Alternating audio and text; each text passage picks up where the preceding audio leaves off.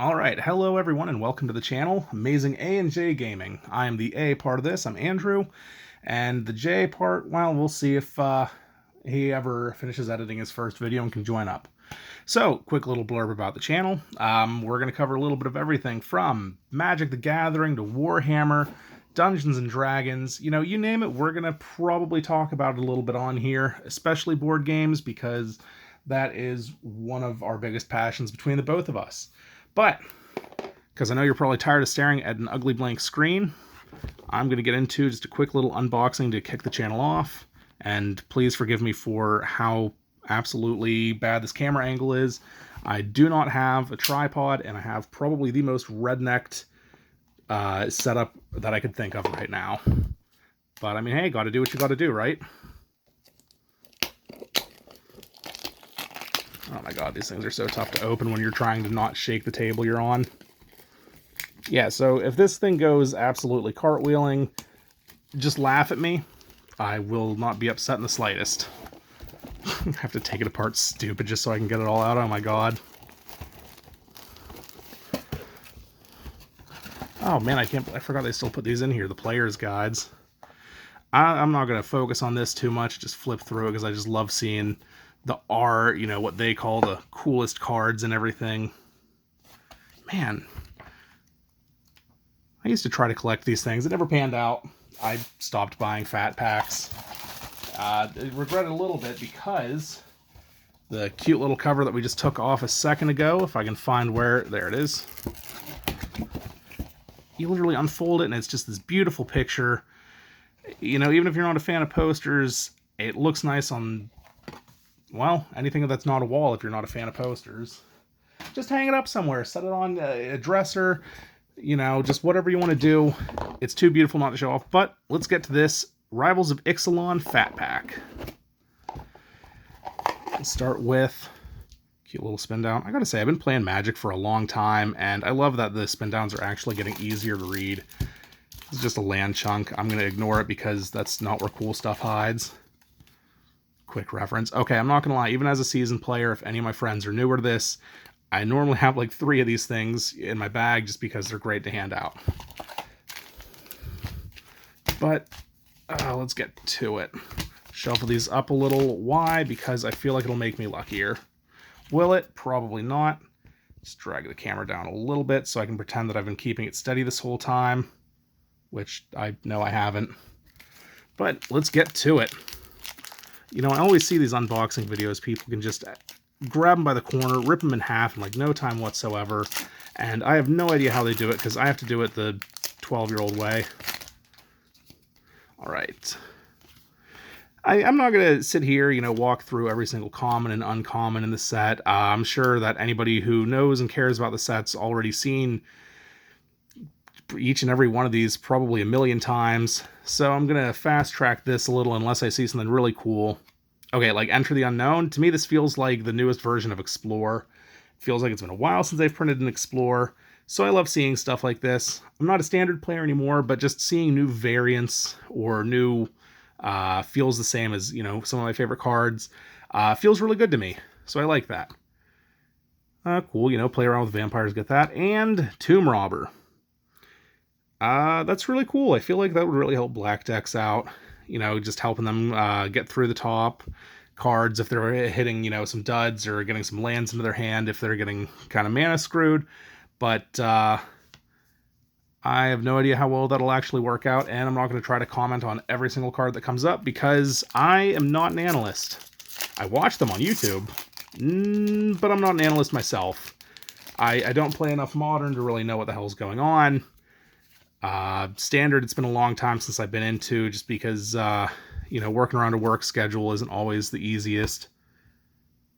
Oh, that's really cool. That kind of, okay, I like the drawback on that. That actually makes it, like, it just feel like a good card, you know, nice and balanced.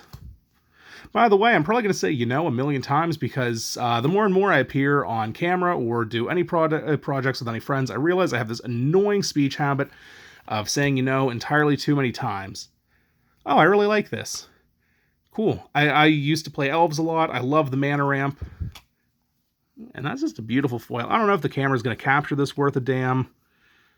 There it is, just a little bit. I like that. But anyway, bad speech habits. And I'm probably going to stall out now since I made sure to intentionally keep myself from saying, you know. So if I just start kind of mumbling off into the distance, I just realized I opened that entirely off camera. But watch, now there's going to be the biggest, most expensive card in here somehow. But yeah, speech mannerisms. Now that I'm trying to keep myself from saying it, I might stumble and do exactly what I'm doing right now a little, so I'm going to apologize right now. But I am trying to make this a little easier to listen to. Oh, I like that. Just the stupid little bits of recursion they add in. I think it's really nice.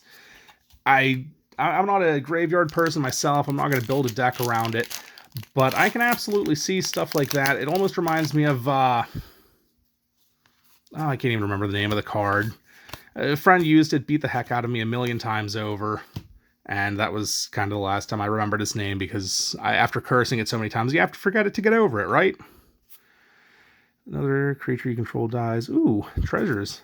Every time I see whenever something dies, or, you know, some of these treasure cards, and of course there's the, you know, I feel like these would be really fun in Commander. I haven't gotten to try any of them out yet. Ooh, a mythic. Oh, wow, that just looks really fun. You know, if this ends up coming back and being really amazing, and the next game of Commander I play, I'll let you guys know and talk all about it. But otherwise, I'm going to keep geeking out about trying to make as many treasure as possible. Because I think there are just a lot of really cool, and another off-screen one because I'm dumb, I think there are a lot of really cool quality of life cards around getting treasures, giving treasures, or gold, or you get the picture. It depends on which set and what they're calling it then. But I'm really liking these mechanics. And Radiant Destiny Ascend. Oh, that's cool. Okay, I can dig that. You know, the Ascend thing seems a little weird for standard or modern, but by and far I'm more of a Commander, EDH player. Tiny leaders, love tiny leaders. So in slightly slower games like that, where I can absolutely see you getting up to hitting, you know, the Ascend, the 10 or more permanents for the City's Blessing, that's cool. Because standard and modern, I feel like only the really, really, really slow control decks would hit there, and that just kind of makes it less fun for me. So I wouldn't really even pay attention to them. Oh, it's a cute pirate. Oh, another mythic. Okay. I don't know what any of these are worth, by the way. I don't follow any of that stuff. Well, I mean, I do a little bit, but not enough to know off the top of my head what this is. I'm not here to make money off of it. I'm just here to open packs and have a good time. And film myself doing it because why the heck not? Got lots to talk about, need somebody to talk to that'll actually listen, so might as well take it to YouTube. Alright, getting to the uncommons again. Deadeye Brawler. A lot of these cards I haven't seen, so I'm going to pause for a little bit to stare at them. Oh, that's neat. I like that. And a blue aggro card. Well, it seems kind of aggro-y, but I guess it could be a control card. I don't know. Again, these are cards I'm not familiar with, so I don't know their uses. I definitely don't know the popular uses in the tournament scene, if there is any, or I should say if there are any. But these are just, yeah, I guess you could say my speculations. I'm going to start skipping through the commons a little faster.